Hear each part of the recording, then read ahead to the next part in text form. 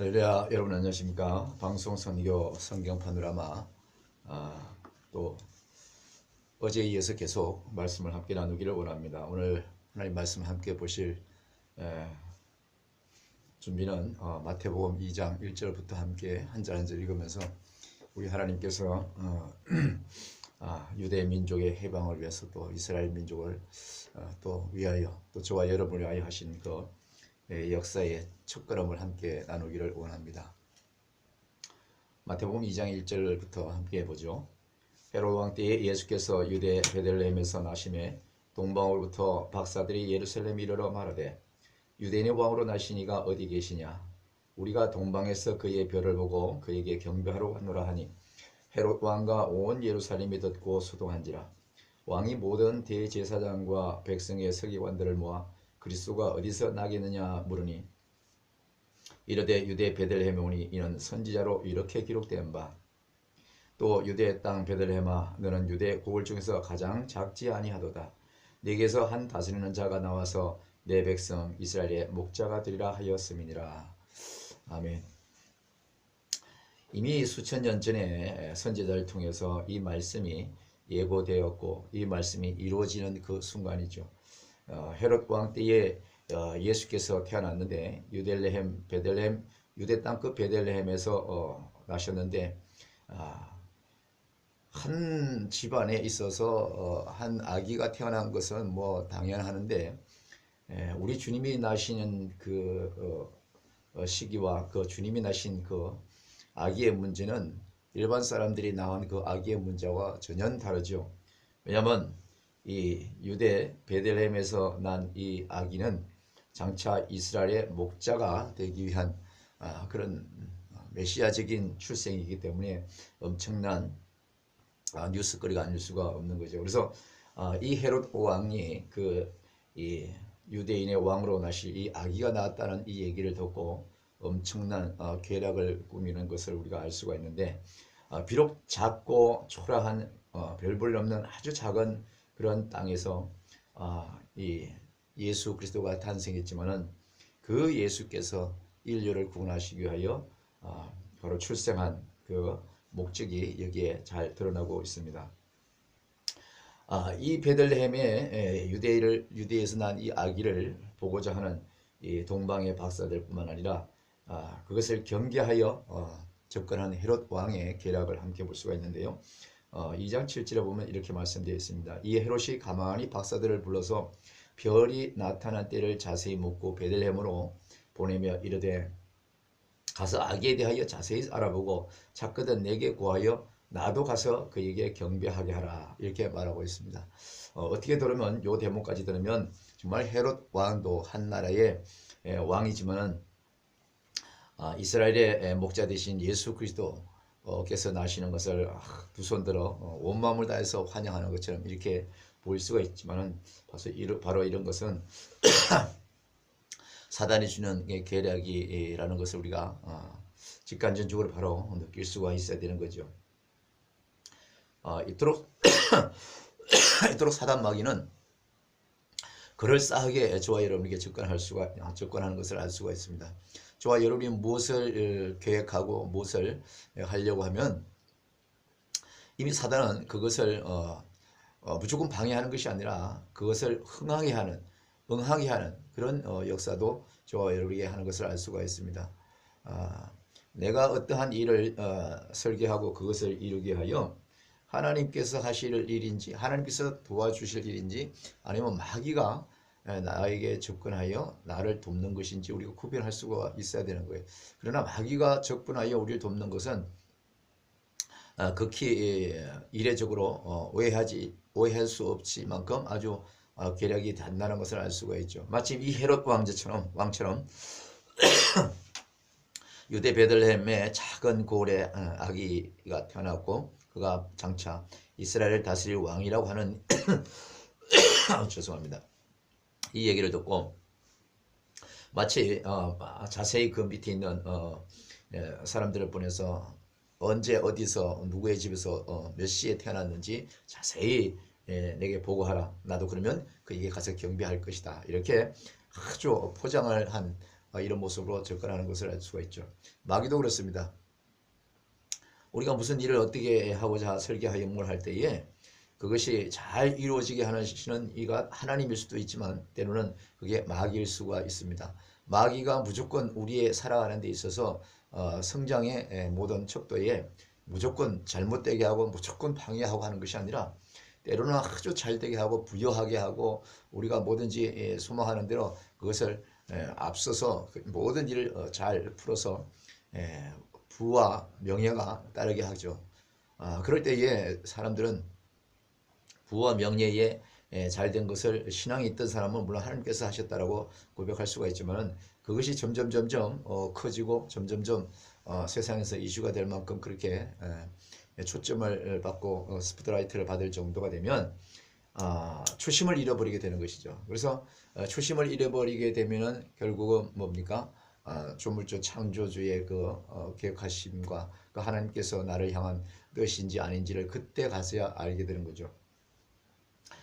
예수님께서 금식하시고 40일 금식하시고 마귀의 시험 받을 때도 그랬잖아요. 가장 높은 꼭대기에 올라가 가지고 이 만물은 다 내게 주셨다고 하나님이 자기한테 줬다고 거짓말하면서 자기에게 절하면은 이 모든 천지 만물을 너희에게 주겠노라.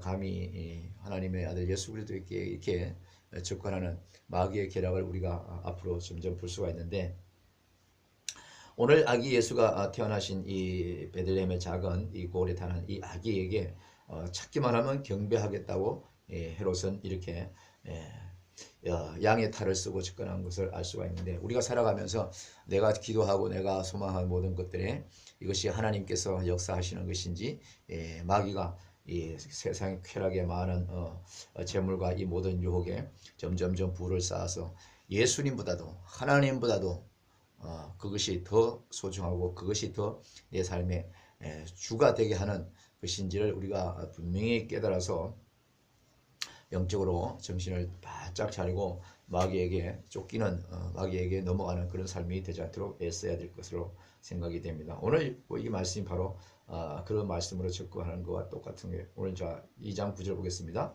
박사들이 왕의 말을 듣고 갈새에 동방에서 보던 그 별이 문득 앞서 인도하여 가다가 아기 있는 곳 위에 머물러 섰더라.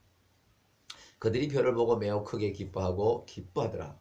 집에 들어가 아기와 그의 어머니 마리아와 함께 있는 것을 보고 엎드려 아기에게 경배하고 보배압을 열어 황금과 유황과 몰약을 예물로 드리니라. 헤롯이 가만히 박사들을 불러서 별이 나타난 때를 자세히 물으라고 얘기를 했습니다. 그러나 이 박사들은 헤롯의 말을 듣고 물론 그 시기와 그 때를 찾아서 가면서 별이 동방의 별이 작은 별이 어느 집에쯤 위에서 머물렀는지를 다 조사하고 거기는 들어갔지만은 헤롯 왕의 명을 받고 들어갔지만 이 박사들이 헤롯의 명을 받고 들어간 것처럼 행동을 했지만은 그곳에서의 일어난 일들은 헤롯 왕을 속이고 오직 하나님의 입장에서 그 아기 예수께 경배하는 진실로 경배하는 이 박사들의 신앙을 볼 수가 있는 거죠. 그래서 이 박사들은 집에 들어가서 아기와 그의 어머니 누굽니까? 마리아와 요셉과 함께 있는 아기 예수께 들어가서 엎드려서 아기에게 경배를 했다고 하는 것입니다. 세상 많은 지식을 가지고 있고 많은 학식이 가지고 있는 사람이 어디에 조그만 고을에 조그만 또 집에 초라하게 태어난 그 아기에게 가서 경배하고 무릎 꿇고 머리 숙여서 환영할 만한 그런 이 땅의 박사들이 또 지식인들이 있겠습니까? 전혀 저는 없다고 생각하는 거죠. 그러나 우리 하나님께서 예배하신 이 모든 일들에 이 박사들은 그 집에 들어가서 뭡니까? 보배합을 열어서 경배한 후에 황금과 유황과 몰약을 예물로 드린 것을 알 수가 있습니다. 가장 값비싼 예물 중에 이 세 가지를 드림으로 인해서 그들이 장차 뭐예요? 이 이스라엘 백성을 구원하실 왕이라는 것을 그 박사들은 깨닫고 그에게 경의를 표한 것이죠. 그리고 나서 그들은 12절입니다. 12절 그들은 꿈에 헤롯 헤롯에게로 돌아가지 말라 지시하심을 받아서 다른 길로 고국에 돌아가니라. 자 보십시오. 여기까지 아기가 태어난 그 집에까지 가가지고 헤롯 왕대로 찾기는 찾았고 갔더니 하나님께서 이 땅에 보내시는 만백성을 구원하실 만왕의 왕 예수 그리스도라는 걸 하나님께서 주신 그 은혜로 그 박사들은 다 그 모든 일들이 마치고 다시 헤롯에게 가서 보고하지 않냐고, 보고해야 됨에도 불구하고 보고하지 않냐고, 하나님께서 꿈에 헤롯에게 돌아가지 말라고 하는 그 영적인 지시를 받고 이 박사들은 뭐요? 다른 길로 그냥 고국으로 다 돌아가고 말았다는 것입니다. 이것이 바로 하나님의 계획이죠.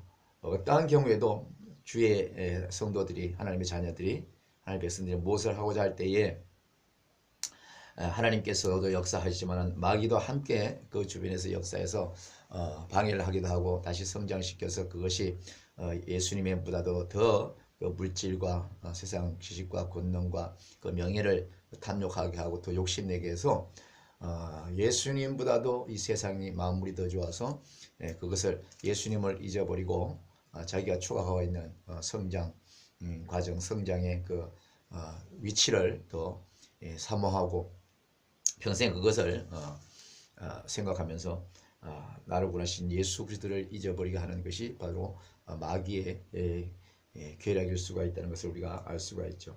오늘 동방으로 찾아왔던 이 박사들은 이 아기 예수께 경배하고 뿔뿔이 흩어져서 천사가 하시는 말대로 다시 헤롯에게 가서 보고하지 않냐고 다 고국으로 돌아갔다고 얘기하고 있습니다. 자, 그들이 떠난 후에 어떻게 됐을까요? 2장 13절, 마태복음 2장 13절 함께 보겠습니다. 그들이 떠난 후에 주의 사자가 요셉에게 현몽하여 이르되 헤롯이 아기를 찾아 죽이려 하니. 자, 다시 한번 읽어드릴게요. 그들이 떠난 후에, 누가? 박사들이 다 고국으로 떠난 후에 주의 사자가 요셉에게 현몽하여 아기의 육신의 아버지 요셉에게 꿈에 나타나서 헤롯이 아기를 찾아 죽이려고 하니 일어나 아기와 그의 어머니를 데리고 애굽으로 피하여 내가 네게 이르기까지 거기 있으라. 하나님께서 그에게 아기 예수의 육신의 아버지 요셉에게 꿈에 나타나서 헤롯이 아기를 죽이려고 계략을 꾸미고 있으니까 너는 얼른 애굽으로 피해 거기서 머물러라. 이렇게 사인을 주는 것을 알 수가 있습니다. 하나님께서 역사하시는 모든 일들에 있어서 마침 이 헤롯 왕은 그 아기 예수를 경배하고 그에게 정말 찾아가서 모든 것을 두 손 들어서 환영하는 것처럼 이렇게 7절에는 이게 표현을 했지만은 결국은 뭡니까? 그 아무리 기다려도 그 아기에게 갔다 왔던 박사들이 돌아와서 보고도 하지 않지. 이러니까 그 마음에 강팍함이 생기고 교만이 또 들어가고 해서 이 아기는 보통 아기가 아니라는 것을 직감적으로 알 수가 있는 것이죠. 그래서 이 헤롯은 바로 이 아기를 죽이려고 하는 계획을 세웁니다. 그 계획을 하나님께서 사인을 주지 않겠습니까? 아기 부모인 요셉에게, 마리아에게 분명히 줄 것이라는 거죠. 마찬가지로 저와 여러분도 하나님의 백성으로서, 자녀로서 늘 기도하고 믿음의 길을, 신앙의 길을 온전히 가는 성도들에게는 하나님께서 그때마다 피할 길을 열어주시고, 할렐루야, 또 지혜와 명철을 주셔서 그것이 좋은 길이었다고 생각했지만은 저와 여러분이 생각하고 계획했던 것이 정말로 괜찮다고 생각했던 그 부분일지라도 하나님은 유턴하게 하시는 것을 알 수가 있습니다. 그것을 하나님께서 사인을 주시죠. 그러면 그 사인을 받아서 우리가 하나님 말씀 안에서 순종하고 나가는 것이 하나님의 은혜 가운데 기쁨이요 감사가 있는 그런 삶이 될 줄로 압니다. 바로 이렇게 애굽으로 떠나가라고 말씀하신 이 하나님의 꿈에 나타난 천사의 말을 듣고 헤롯이 죽기까지 애굽에 머물러 있는 것을 알 수가 있습니다. 15절에 이렇게 얘기하죠. 헤롯이 죽기까지 거기 있었으니 주께서 선지자를 통하여 말씀하신 바 애굽으로부터 내 아들을 불렀다 함을 이루려 함이니라. 할렐루야. 마태복음 1장 1절부터 어제 시작했지만은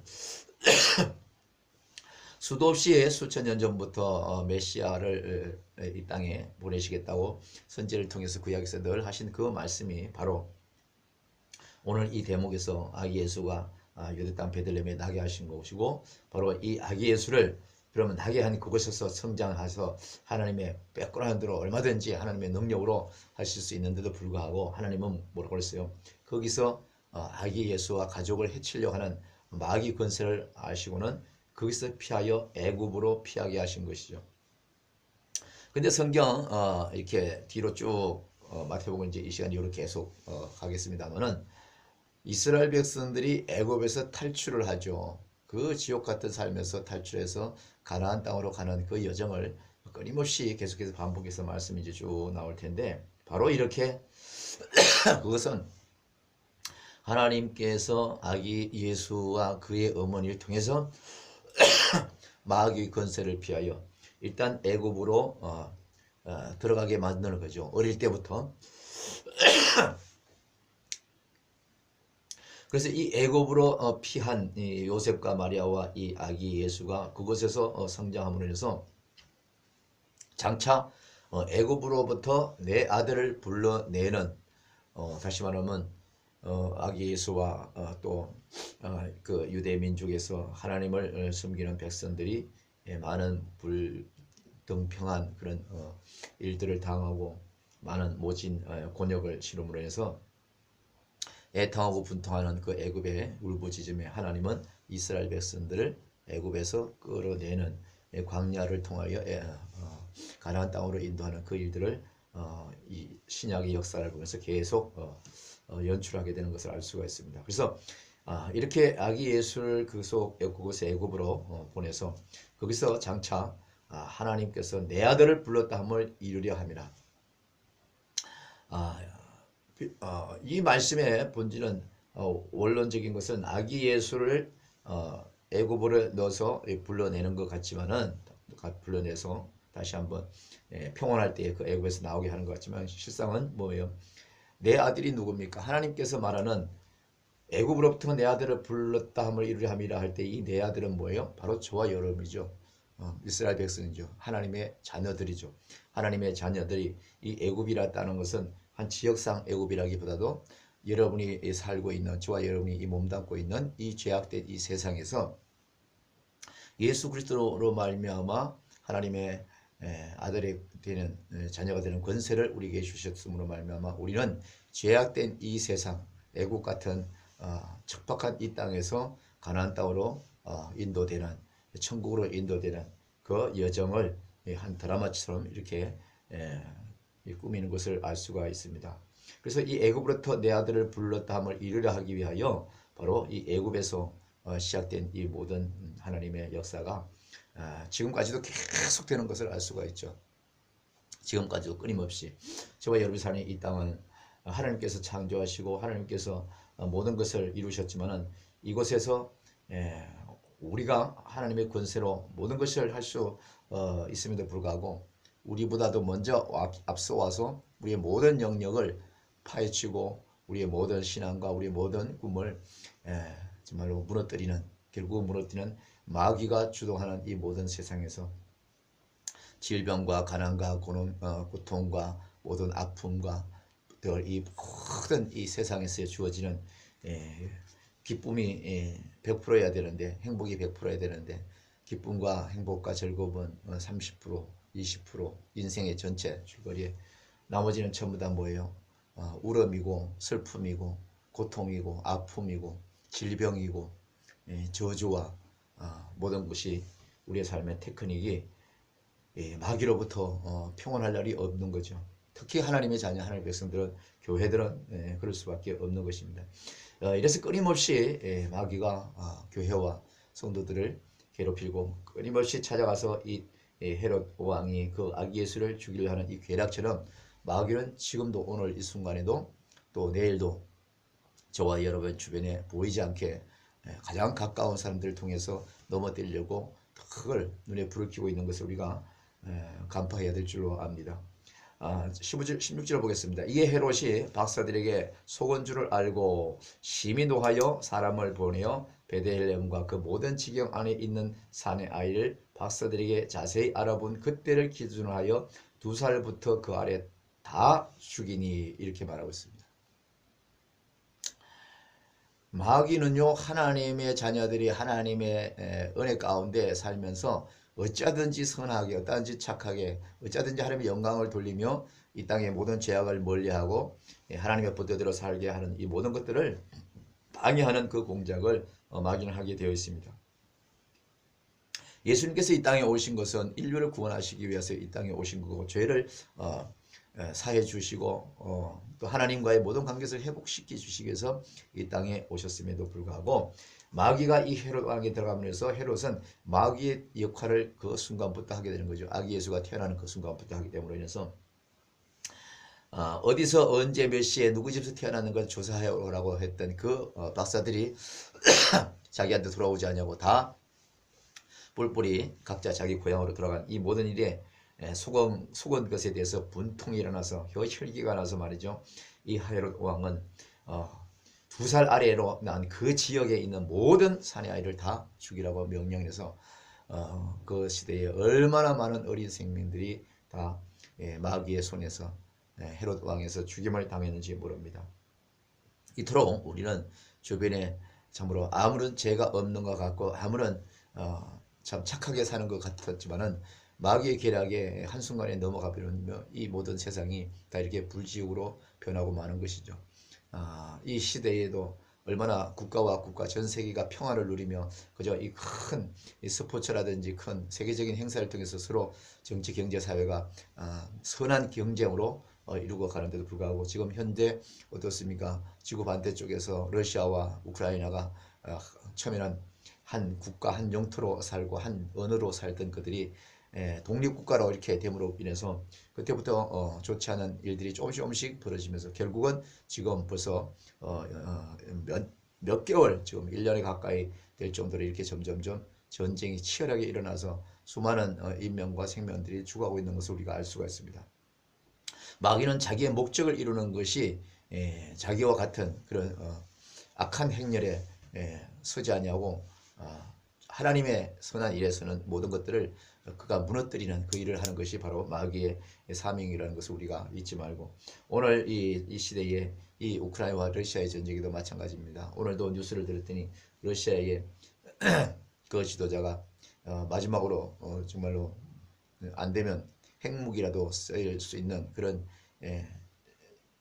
얘기를 하는 것을 잠시 이 뉴스를 통해서 시청했습니다만은, 얼마나 무서운 일입니까? 핵무기를 쓴다고 한다면 그것이 그 나라에서만 떨어지고 그 나라에서만 상처를 주는 것이 아니라 그 바람과 공기를 통해서 주변 국가를 통해서 아마 전 세계까지도 크고 작은 이 코로나 바이러스가 전 세계의 생명들을 앗아가고 병들게 하고 저도 지금 이렇게 아직도 1년이 되도록 후유증으로 기침을 하고 있지만은, 그런 엄청난 재래 핵무기를 통해서도 사람을 살상하고 경제를 파괴하는 그런 일들이 비일비재하게 일어날 것을 예고하고 있는 것을 알 수가 있습니다.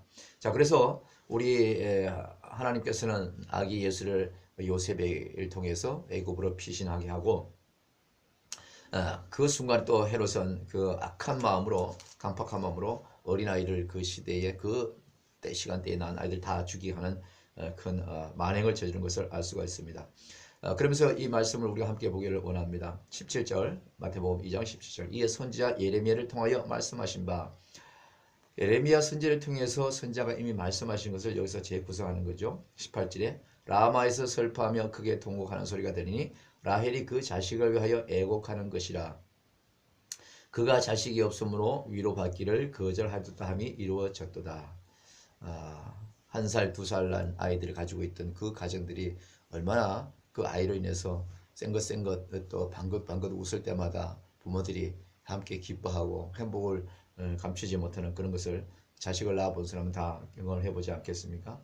그럼에도 불구하고 그 마귀 헤롯 왕의 그 좀 강팍한 살인 만행으로 인해서 아이들이 다 빼앗겨서 죽임을 당한 그 모든 그 마을, 그 지역에 있어서 아기를 잃어버린 것으로 인해서 통곡하는 그 소리가 그 주변에 이미 말도 없이 퍼져가는 그런 모습들을 우리가 상상할 수 있습니다. 그래서 아기가 없으면은 아기가 있음으로 인해서 위로받겠지만 아기가 없음으로 인해서 위로받기를 아예 뭐 거절하는 이 모든 것들이 이루어지게 하는 이 역사가 우리가 볼 수가 있는데 성경은요 이미 태초부터 창세 때부터 모든 선지자를 통해서 이루어진 모든 것들이 다 신약으로 점점 가면서 이루어지게 하는 것이죠. 하나님께서 생각하고 하나님께서 계획했던 것은 모든 것이 그때 그때마다 다 시간이 되면 이루어지는 것을 알 수가 있죠. 이로 인해서 이 일들이 이제 크게 점점점 번지게 되는데 바로 19절 보겠습니다. 헤롯이 죽은 후에 이제 헤롯이 많은 세월이 지나서 죽었습니다. 사람은 영원하지 않죠. 아무리 큰 기업의 회장이라고 할지라도 아무런 권력에 아무리 높은 권력에 있는 사람이라 할지라도 늘 아침 저녁으로 근육을 키우며 운동을 했던 그 아주 강인한 체를 가지고 있는 운동선수라 할지라도 때가 되면 이 땅에서 오래 머물지 않고 다 때가 되면 이 땅을 떠나게 되는 것이 바로 인생입니다. 바로 이 헤롯도 나이가 들어서 죽은 후에 주의 사자가 애굽에서 요셉에게 다시 2차적으로 꿈에 나타난 것을 알 수가 있습니다. 우리가 이 말씀에서 주목해 볼 것은 예를 들어서 헤롯이 죽기까지 요셉이 아기와 자기 와이프 마리아를 데리고 애굽에 갔었을 때에 그 시간이 내가 하나님의 은혜로 애굽으로 피신했지만은 내가 태어난 유대 땅으로 언제 돌아갈 것인가 이것을 늘 손꼽아 기다리긴 했겠지만은 그것이 언제 그것이 이루어질지는 아무도 모르는 거잖아요. 그렇게 되면 우리는 믿음의 성도들은 기도에 문제가 있고 기도하고자 하는 어떠한 환경이 우리에게 놓여졌을 때에 어떤 문제를 놓고 어떤 질병을 놓고 어떤 정말 이루어져야 될 모든 것들을 놓고 기도할 때에 그 기도가 이루어지기까지 요셉처럼 그곳에 머물러서 하나님의 응답을 기다릴 줄 아는 그런 믿음의 자세가 필요합니다. 어린아이 때에 아빠 나 뭐 산다고 돈 달라고 그러고 뭐 한다고 돈 달라고 이렇게 손을 내밀면 그때 바로 주질 않죠. 물어보고 확인해서 그것이 이 아이에 합당한 것인지 또 그 달라고 하는 그 금액이 정당한 것인지 여러 가지 생각하면서 주지. 금세 주머니에서 그 얘기가 끝나자마자 내 주머니에 손을 빼서 돈을 주는 그런 부모는 그렇게 없을 거예요. 오늘 요셉처럼 우리는 어떠한 환경에서도 기다리고 인내해서 하나님이 나를 위하여 기다리게 하신 거잖아요. 할렐루야. 하나님이 저와 여러분의 평안과 행복과 그 안위를 위해서 우리에게 기다리게 하시는 거죠. 저와 여러분이 다 지금도 다 그 때를 기다리는 줄로 믿습니다. 속히 기도하여 속히 응답받으면 얼마나 좋겠습니까? 그러나 하나님께서 보시고 하나님께서 계획하시는 그 모든 일들이 이루어지기까지는 시간들이 걸릴 수가 있어요. 그것이 기도를 하고 하루 만에 이루어질 수도 있는 것이고 열흘 만에 이루어질 수도 있고 1년 만에 혹은 수년에 걸쳐 있다가 이루어질 수도 있는 것입니다. 그러나 하나님이 정말로 나를 생각하시고 하나님 나를 정말 사랑하시고 여러분이 또 정말 하나님의 은혜 가운데 있다는 것을 확신한다면 오늘 애굽에서 피신하여 하나님께서 사인을 주실 그때까지 이 요셉이 자기 가족들을 데리고 기다렸던 것 같이 기다림으로 인해서 바로 기도의 응답으로 새로운 환경에 또 축복된 삶을 살 수 있기를 주님의 이름으로 축복합니다. 오늘 이 요셉이 바로 그런 기다림의 일로 인해서 탈출할 수 있는 또 그 자리를 옮길 수 있는 일이 바로 이렇게 일어나는 것을 알 수 있는데요. 20절 한번 보겠습니다. 마태복음 2장 20절 일어나 아기와 그의 어머니를 데리고 이스라엘 땅으로 가라. 아기의 목숨을 찾던 자들이 죽었느니라 하시니 요셉이 일어나 아기와 그의 어머니를 데리고 이스라엘 땅으로 들어가니라. 결국 이제 요셉은 자기 아내 마리아와 또 아들 예수를 데리고 이스라엘로 그 먼 길로 다시 애굽에서 가게 되는 것이죠. 어떻게 보면 뭡니까? 1차적으로 애굽에 피신하게 하고 위험으로부터 근데 그곳에서 두 번째로 다시 애굽에서 이스라엘로 나오게 해서 탈출하게 하는 이것이 바로 우리 하나님의 저와 여러분의 해방시키고 소원을 이루시고 응답하시고 하는 그 기도의 절차라는 것을 우리가 알고 저와 여러분이 기도하고 모든 문제에 있어서 하나님께서 그렇게 순차적으로 한다는 것을 알고 인내하면서 하나님이 하실 일을 우리가 기대하며 기다리는 것이 하나님을 공경하고 존중하는 그런 신앙의 자녀의 본이라고 본이라고 할 수가 있죠. 자, 22절 보겠습니다. 그러나 이 갈레오가 그의 아버지 헤롯을 이어 유대의 임금됨을 듣고 거기로 가기를 무서워하더니 꿈에 지시하심을 받아서 갈릴리 지방으로 떠나갔더라. 이렇게 말하고 있습니다. 자, 헤롯의 아들 이 갈레오가 왕이 됐다는 것을 들었습니다. 근데 보통 보편적으로 그의 아버지가 늘 선하고 백성을 사랑하고 권력 최고 위치에 있지만은 정말로 어려운 백성을 사랑하고 여러 가지로 백성을 위해서 헌신하고 노력하고 사랑을 베푼 그런 아버지 왕의 밑에 있는 자녀들은 원래 아버지께서 원래 왕은 원래 이렇게 하는 거구나. 힘들고 어려운 사람들 돌아보고 백성들을 구제하고 정말로 어찌하든지 백성 위해서 군림하는 것이 아니라 백성을 위해서 사랑을 베푸는 것이 왕의 할 도리구나. 이런 걸 보면서 그것을 몸소 배우고 실천하는 것이 보통이지 않습니까? 근데 누가 봐도 헤롯은 뭐예요? 2살 아래에 있는 모든 그 지역의 아들을 낳은 집을 다 뒤져서 무참하게 다 죽이는 엄청난 끔찍한 일을 함으로 인해서 그 아들 아킬레오가 뭘 배웠겠습니까? 뭘 배웠겠어요? 자기 아버지가 당했던, 자기 아버지가 겪었던, 자기 아버지가 품었던 그 모든 것들을 그대로 몸에 배어서 그 사상과 생각이 얼마나 악하지 않을까, 이런 생각을 아기 예수를 책임져야 될 마리아와 요셉은 겁을 낼 수밖에 없는 것이죠. 그렇지 않습니까? 현재 북한의 김일성부터 계속 때로는 그 부자 세습들을 보십시오. 그 김일성이가 그 남북으로 갈려졌을 때의 그 모든 초심을 버리고 평화의 통일로 이루어진다고 한다면 그 모든 것이 다 지금까지 저런 세습이 되지 않았을 텐데 계속해서 적화 통일을 꿈꾸고 핵무기를 만들고 이제는 이 대한민국뿐 아니라 전 세계를 위협하는 그런 악한 권력을 그대로 답습해서 지금 하지 않습니까? 바로 이런 것이죠. 그래서 이 요셉도 그 헤롯으로 있는 그리고 이 땅을 떠나고 나면 어떻습니까? 마지막에 사망 진단서 내렸던 사망한 장소 이것이 함께 기록에 남음으로 해서 이 땅의 모든 흔적은 이제 없어지게 되는 것이죠. 서면상으로. 그래서 이 나사렛 동네에서 아기 예수가 난 것을 이루기 위해서 다시 한번 요셉을 통해서 자기가 태어났던 나사렛 동네로 들어가서 거기서 그 아기 예수가 성장하는 그 모습이 이제 그려지는 것이 다음 장부터 나오는데 저와 여러분은 그렇습니다. 어디서 어떻게 태어났든지 간에 성장 과정이 좀 어떠하든 간에 늘 이 중심에서 하나님께서 우리에게 은혜 주시고 하나님께서 우리가 함께 하신다는 것을 믿고 늘 믿음 안에서 간교한 깨를 부리는 사단 마귀 권세에 눈 돌리지 아니하고 넘어가지 아니하고 유혹에 넘어가지 않고 오직 말씀과 기도로 재무장해서 오늘 하루를 정말로 하나님의 은혜 가운데 감사하며 찬송할 수 있는 그런 삶으로 승리하길 주님의 이름으로 축원합니다. 오늘은 여기까지 하고 내일은 마태복음 3장으로 말씀을 옮겨가도록 하겠습니다. 여러분 오늘 하루도 믿음 안에서 승리하길 바랍니다. 축복합니다.